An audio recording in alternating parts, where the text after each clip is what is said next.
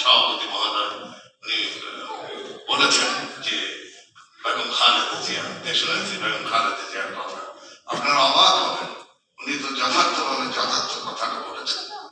উনি ওনাকে যেতে বলেছেন, উনি বললেন না আমি দেশের জনগণকে এইভাবে রেখে আমি যাবো না।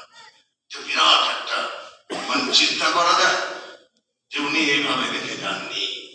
এখন উনি গেছেন আপনাদের অনুমতি নিয়ে গেছেন, চিকিৎসার্থে গেছেন। আপনারা দোয়া করবেন উনি যেন সুচিকিৎসা নিয়ে সুস্থ হয়ে দেশে ফিরে আসেন। আর শেষ ভাগে আমি বলছি, আমাদের এই মানুষের জীবনে কখনো পূর্ণতা আসে না, এই মসজিদেরও পূর্ণতা নাই।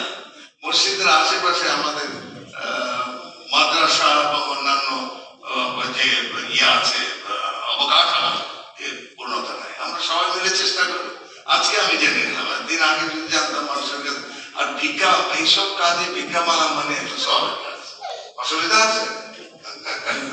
ঠিক আছে, আমরা সবাই মিলে কাজ করে আপনার পূর্ণতা অর্জন করে দেবো। আর আপনি আপনাদের কাছে বিনীত হবে, আবারও বলছি, আমাদের সব এই ভারতীয় ইউনিয়নের জন্য বিশেষ করে এই মসজিদ কিন্তু গোটা সোনারগাঁয়ের একটা জন্যই একটা প্রসিদ্ধ মসজিদ।